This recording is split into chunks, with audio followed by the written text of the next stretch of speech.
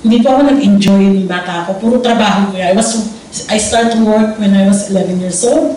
Medyo tumatagal-tagal na. Sabi, maliit ang kita. So medyo nagkakaedad na rin ako. Nag-try akong magtrabaho sa abroad. Then, awa naman ng Diyos.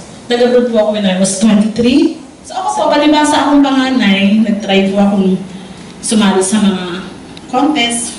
I tried to join a small competition when I was 6. Nananalo naman po. So, minsan po, pagkakanta ako sa stage, hindi pa ako nagsisimula, binubuli na nila ako. Pero lahat po yun, binaliwala ako dahil po, gusto ko po ano yung panaginip ko, yung aking pangarap na maging singer. Kaya po, kahit po binubuli ako, hanggang ngayon binubuli pa naman eh.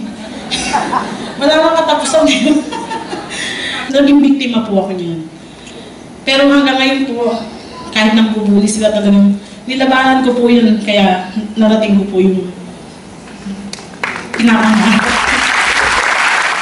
Dito po ako sinuwerte sa Israel. Thanks to all the people of Israel. Binigyan po nila tayo ng chance. Sa 6,000 na nag-audition, biruin niyo po yun. Pilipino po ang number 1. Pero nagdadoubt pa rin ako sa sarili ko, baka kaya naawa lang yung mga nagboto sa akin.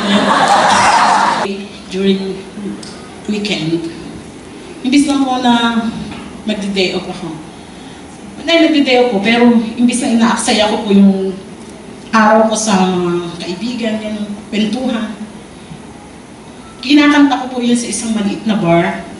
I was singing in a small bar in Tel Aviv. Siguro parang talagang sa Israel ako.